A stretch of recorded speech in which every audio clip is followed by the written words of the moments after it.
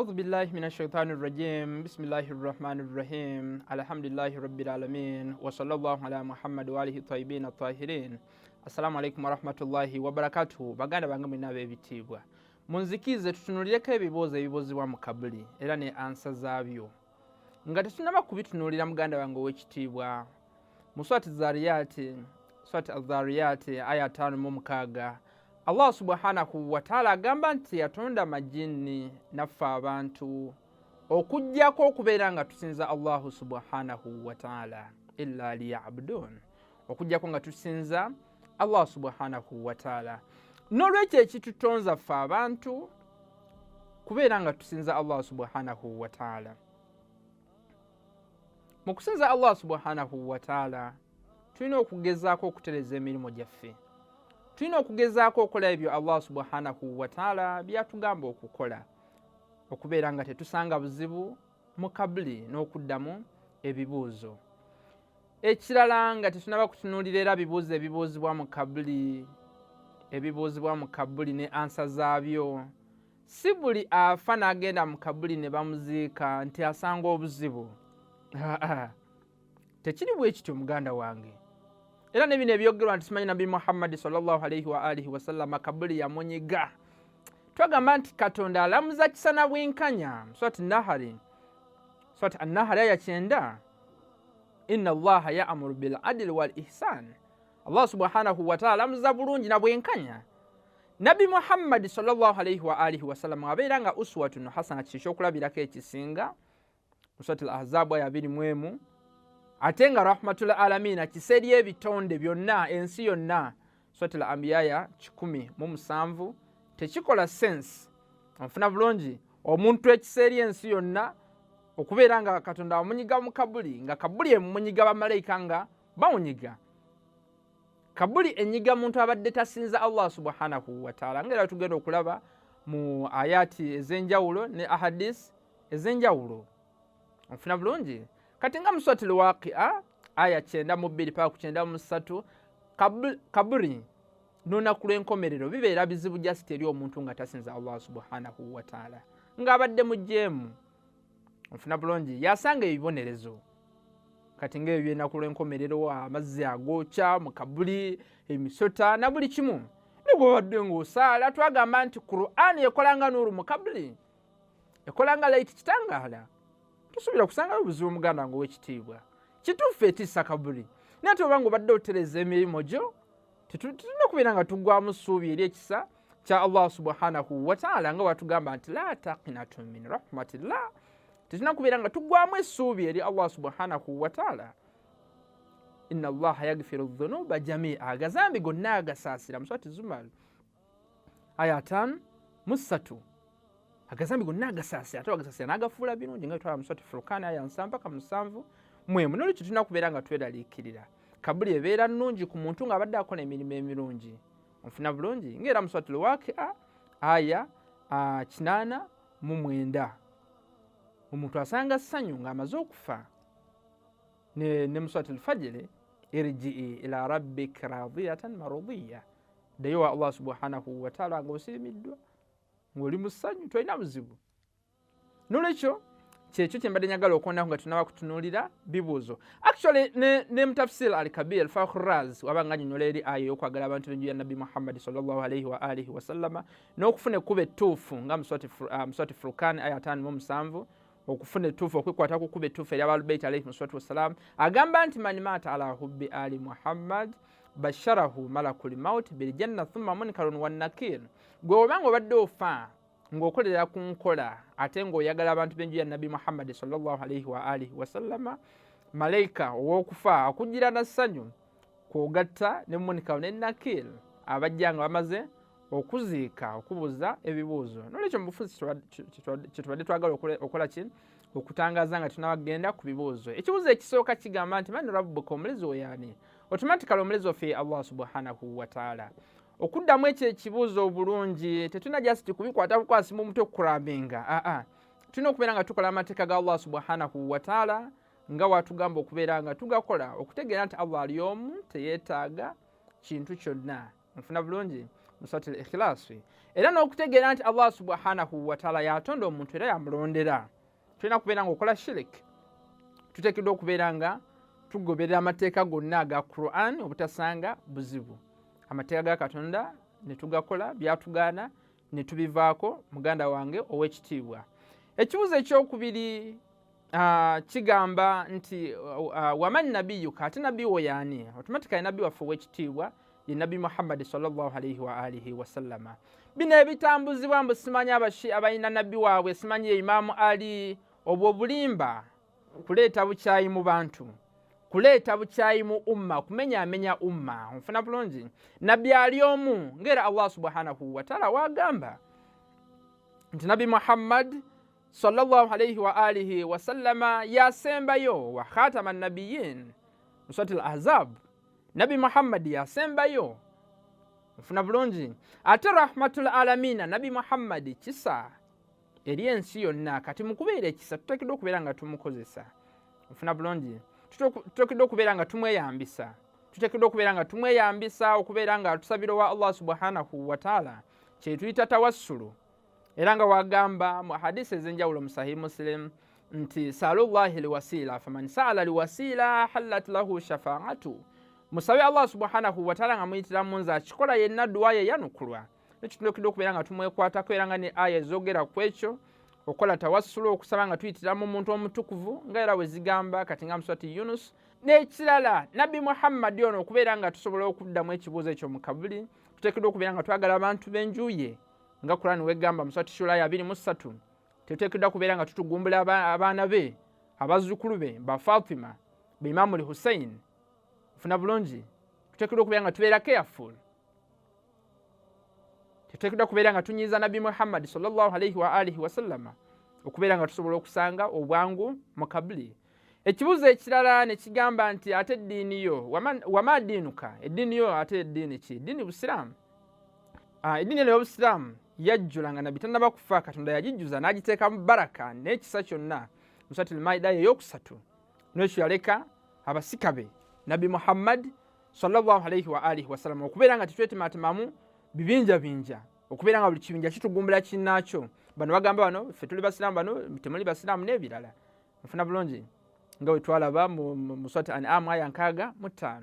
Nno kinjagala nti eddiini Obusiraamu al-Islaamu butegeeza mirembe. Tulina okubeera mirembe, tuteekeddwa okubeera nga tubeera bizibu eri abalala nga bwe twalaba mu surati al-Hujurat aya ey'ekumi, okubeera nga tusanga obwangu mu kabuli, okuyamba bannaffe mu bizibu n'ebirala.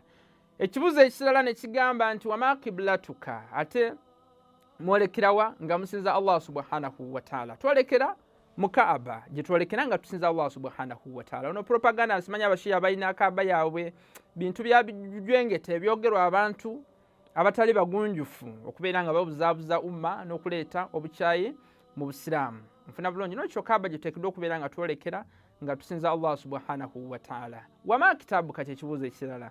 Ate obadde osoma kitabo ki? Ekitabo kyo kitabo ki? Automatically Quran kye kitabo ky'Abasiraamu ffenna. Sigamba nti abashi abalina Qurani yaabwe nga bamu we bagamba. Quran eri emu, la raiba fihi, temuli kubuusabuusa. Surati al-Baqara ey'okubiri terina kye yaleka. N'ekyo Abasiraamu ffenna tusoma Qur'an y'emu. Omushia omusunni asoma Qur'an y'emu, etandika ne alhamdu, neddako surati al-Baqara, neddako surati al-Imran, neddako surati an-Nisa. Nfuna bulungi? N'ekyo eyo Qur'an eri mu mikono gy'Abasiraamu bonna. Ate ne tugamba muganda ngo ow'ekitiibwa nti Qur'an eno yennyini ejja kukomplaininga wa Allah subhanahu wa ta'ala olunaku lw'enkomerero.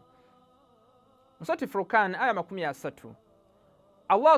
Nabi Muhammad sallallahu alayhi wa alihi wa sallam ali complaining wa Allah subhanahu wa ta'ala. Nabi Muhammad ali complaining wa Allah subhanahu wa ta'ala nti abantu ba umma yange Quran bagitwalanga ekintu ekitagasa. Tuteekeddwa okubeera nga twegendeeza muganda wange ow'ekitiibwa. Ekirala Quran shifaa'un wa rahma, kisaate eddagala eri abakkiriza. Tuteekeddwa okubeera nga tugikozesa. Kati ng'okusoma ayatul kursi, okusoma surati Ikhlas emirundi 3, surati Nas emirundi 1, surati Falaq emirundi 1, surati Kafirun nga tunaba kwebaka. Onfuna bulungi? ng'ofuluma mu nju yo ng'omaze okusaala bikuyambako okukingiriza abalabe okwongera rizik n'okubeera nga byongeza obuwangaazi n'enju obutabeeramu bizibu. Nekyo tuteekeddwa okubeera nga tugyeyambisa Qur'ani ey'ekitiibwa. Ate tutegeera nti Qur'ani terina kyeyalekayo. Aya zonna ez'obusika na buli kimu yajjanga ennyonnyola buli kimu nti Katonda yatonda era yalonda. Temuteekeddwa okubeera nga mugenda mu sakiifa mwerondemu ate muleete enjawukana mu Busiraamu. Ekibuuzo ekirala ekibuuzibwa kigamba nti ate imaamu wo onfuna bulungi yaani? Imaamu wo yaani? Nfuna bulungi. Wano waliwo obutakwatagana. Abamu bagamba nti imaamu kitabo. Already ekitabo tumaze okukiddamu nti ye Qur'ani ey'ekitiibwa. Onfuna bulungi. Kano tasobola kuleeta bibuuzo bibiri ne ansa emu. Tasobola kukikola ekyo. Tasobola kubeera ng'akikola Allah subhanahu wa ta'ala. N'olwekyo bano abagamba nti imaamu kitabo beeyambisa surati Yasin nti inna nahnu nuhyi al-mauta wa naktubu ma qaddamu wa atharahum, paka aya weggwerayo nti omuntu ebikolwa bye byonna buli kimu tubiwandiika mu fayiro. Onfuna bulungi. Wano fi imaamin mubin. Onfuna bulungi. Wano bagambye nti imaamu ono fayiro. Onfuna bulungi. Kati abamu beeyambisa eno aya n'olwekyo ne bakola ki? Ne bamaliriza nti n'olwekyo imaamu ateekeddwa okubeera nga kitabo. Oba olimbye.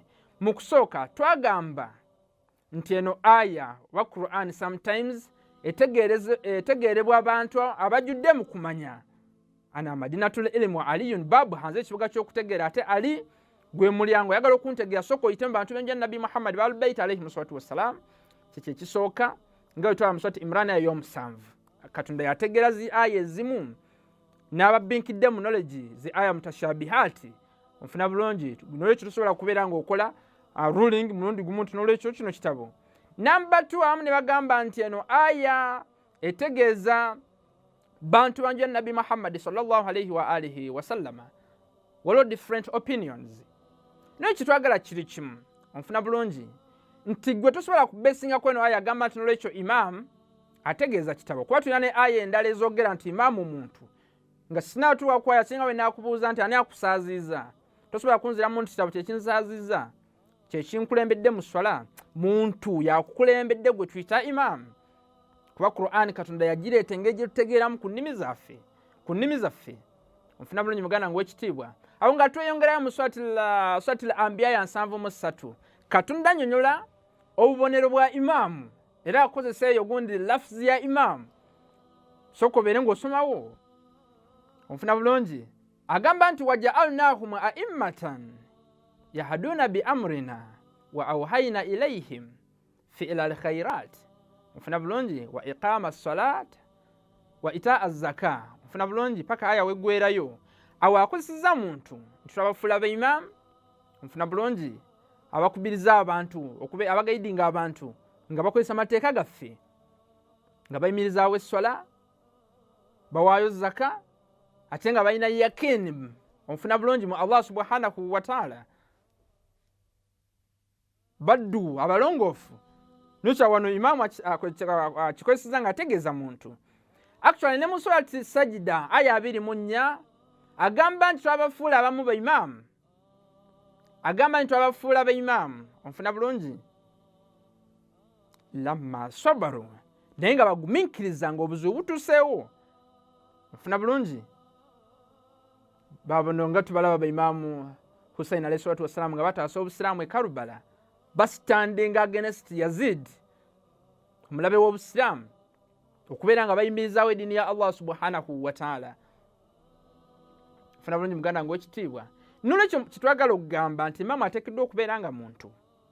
Actually tukiraba ne mu surati Ar-Ra'd aya ya 7 nti innama anta munziru, gwe Nabi Muhammad oli mutiisa. Onfuna bulungi eri abantu. Oteekeddwa okubeera nga bagamba nti omutakola kino mugenda kubeera nga mufuna ebibonerezo bya Allah subhanahu wa ta'ala. Walikulli qawmin hadi, ate mu buli mulembe guteekeddwa okubeeramu omulungamya. Kinga we naakubuuza ne hadisi zennyini ezijjudde mu bitabo bya baganda baffe abasunni ezigamba nti w'ofa nga tomanyi imaamu wa mulembe gw'ofa enfa y'ekijahiriya. Bwe nkubuuza nti imaamu wo yaani, automatically oba oteekeddwa okunoonya omuntu nga ye imaamu wo. Mwene enkola bweti imaamu w'omulembe guno ng'ava mu nju ya Nabi Muhammad sallallahu alayhi wa alihi wa sallam nga tasobya, mutukuvu nga Katonda yabatukuza. Surati Azabu aya 3 okubagaana okubagoberera tteeka. Surati Shura ya 23 be bajjudde mu ilimu nga bwe twalaba mu Surati Imran ya 7 ne ayati endala ya Imam Muhammad al-Mahdi ajala Allahu ta'ala faraja. Kitabu kiyitibwa Ibn Majah kyabaganda baffe basunni kigamba nti Nabi Muhammad yagamba mu kitabu ekyo mulimu hadith nti al-Mahdi min itrati. Imam Muhammad Mahdi mfuna bulungi ava mu lulyo lwange wa min wulidi Fatima era ava mu baana ba Fatima Zahra alayha salam. Nekyo imamu w'omulembe gwaffe kyenjagalawo nti imamu ateekeddwa okubeera nga muntu. Netugamba n'okugamba nti mu Qur'an mulimu Allah subhanahu wa ta'ala era wakozesa ekigambo imam ng'ategeeza abakulembeze abakyafu.